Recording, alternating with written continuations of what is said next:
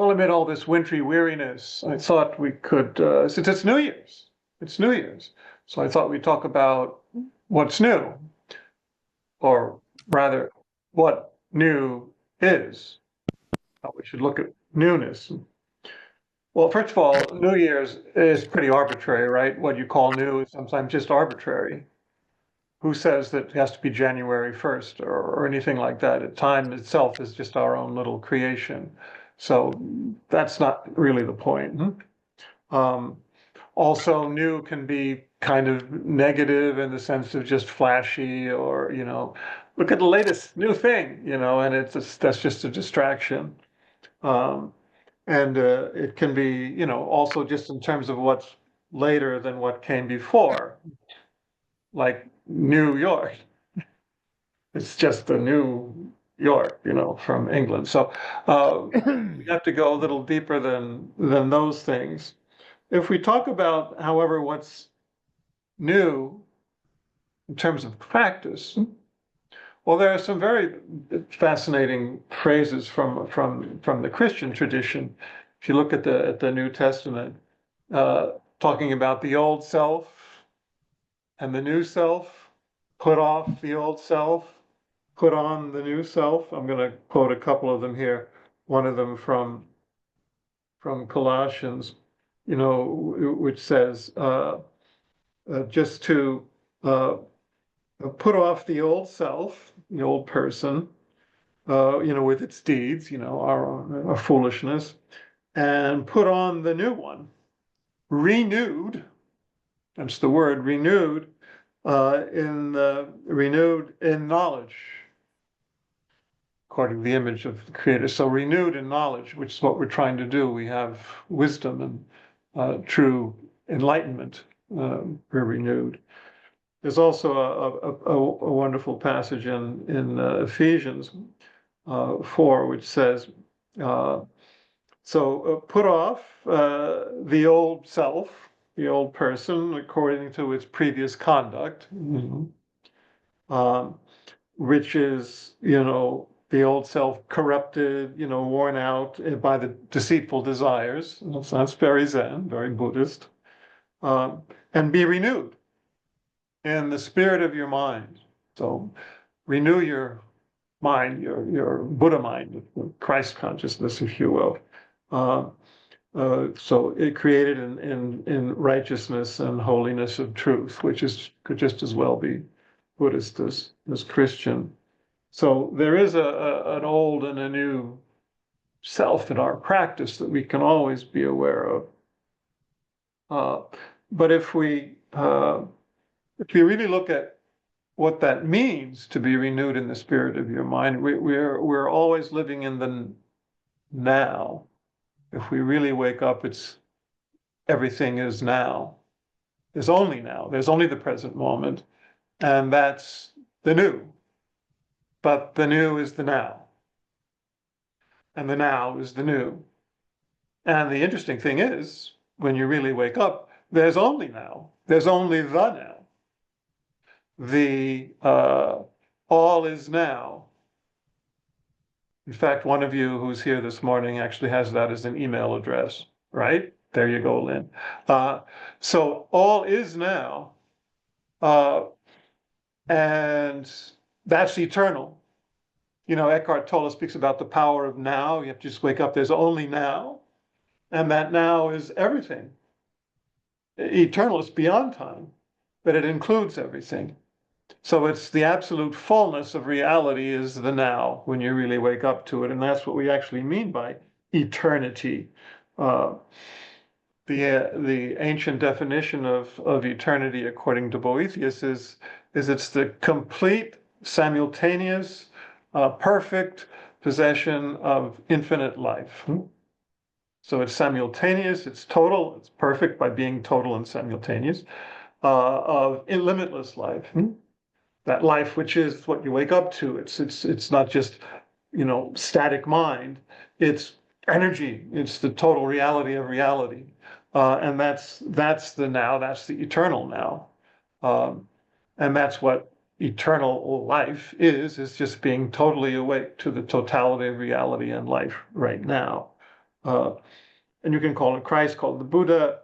It's as like St. Augustine says, you can just as well call it ancient as new. Is the beauty ever ancient and ever new?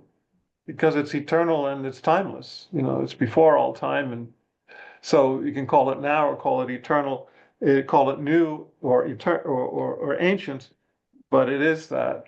And we become that. We become the wise sage, but we also become the eternal child, eternally awake. There's an ancient Christian text called the Shepherd of Hermas, in which the church is presented as a beautiful young woman and as a wise old lady as well at the same time. And that's kind of old and new, young and old. That should characterize us every day of our lives. If we're really new, we're really ancient at the same time. So this reality, as I say, is radiant. It's totally luminous. That's why it's sometimes called, the diamond, the diamond, the gem that we are. And we bring all newness. Saint Irenaeus says of Christ, when he was asked, what did Christ bring that was new? He says he brought himself. When he brought all newness, when he brought himself. Omnem novitatem atlit semitipsum afferens. When he brought himself, he brought everything new. And that should be true of us. It's true of the Buddha. It should be all of us, that as soon as we are there, we bring all newness, because we are all newness. We are all now. We are all reality right there and now. So we should be streaming newness and fullness into our lives, every moment. And that should be what brings joy and hope to others. So it's fresh. It's always alive. It's always full of energy. It's striking because it's so powerful and so rich.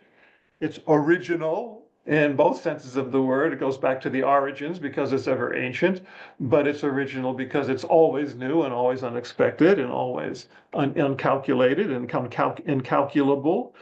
It's untainted, as I say, because it's whole and radiant. It's energetic, it's promising, because what could be more promising in our lives than the wholeness of reality and its richness and its fullness? So all these different, expressions for New Year. Happy New Year. Well, what could be happier? What could be more blessed than this and than living this way? Or in French, you say bonne année. Have a good year. Well, this is good. What else is good? What could else could be good? Or in Spanish, you say próspero año nuevo, have a prosperous new year. Well, this is the richest riches you could ever have. It couldn't be any more prosperous than this if you have that. And of course, it's love, it's the energy of love. So, old and new come together here. I'd just like to quote a few passages briefly from the Denko-roku, the record of transmitting light, which speaks of this phenomenon of ancient and new. Oh, the first one is from Prajnatara, 27th Patriarch. This is the commentary on the Teisho. And it says, to see today is to see eternity. And if you look back at eternity, you observe today.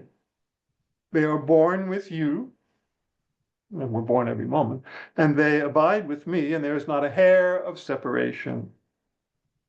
Nor can it be said that we are not companions for even a second. We're all together here, and we are all the one. We are all it. And it goes on, when you can reach this realm, it is not past, present, or future, nor is it a matter of sense faculties, objects, consciousness, etc. So you're beyond, space and time. It's even more eloquent, interestingly enough, in the section on Kumarata, which is the 19th Patriarch, speaking about past lives, which you don't speak about a lot in Zen, because there aren't any. I mean, there's no past. So how can you speak about past lives? It's all now. That's really interesting. And that's what the commentary says here. What can you consider ancient? It says. What can you consider present? Who are all the Buddhas? Who are the sentient beings? being simply a bit of empty brightness. It is vast and boundless. That is the eternal, truly perfected Tathagata is sentient beings who are enlightened from the beginning. All is now, and all is radiant now. Mm-hmm. Thus, when it says, when there is understanding, there is no increase. When there is no understanding, there is no decrease, because being enlightened, that it has been thus for long eons, is what is meant by acquiring knowledge of former lives. And it concludes, if you do not reach this realm, you will be moved about by signs of past and future. And in the end, you won't understand that there is a true self, capital S. Nor will you clarify the fact that the fundamental mind, capital M, is not mistaken. You should take care and realize, it says, that this original mind is very intelligent, not deluded, very bright, and unhidden. And the last sentence, understanding that it is the original bright light is the meaning of acquiring knowledge of former lives. And I love the verse that concludes here, because it tweaks our speaking of old and new. It says, in past lives, he cast off one body after another. Right now, he encounters the old fellow, capital O, capital F, the old fellow, who's always new, ever ancient and ever new, the ancient wise one and the ever new child. So we're talking about total newness when we characterize the old fellow, who is the Buddha, who's you, who's me, who's everyone.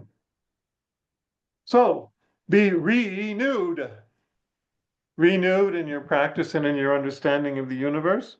Take on a beginner's mind, always new, always starting new, in the new year, in the now year. So happy now year.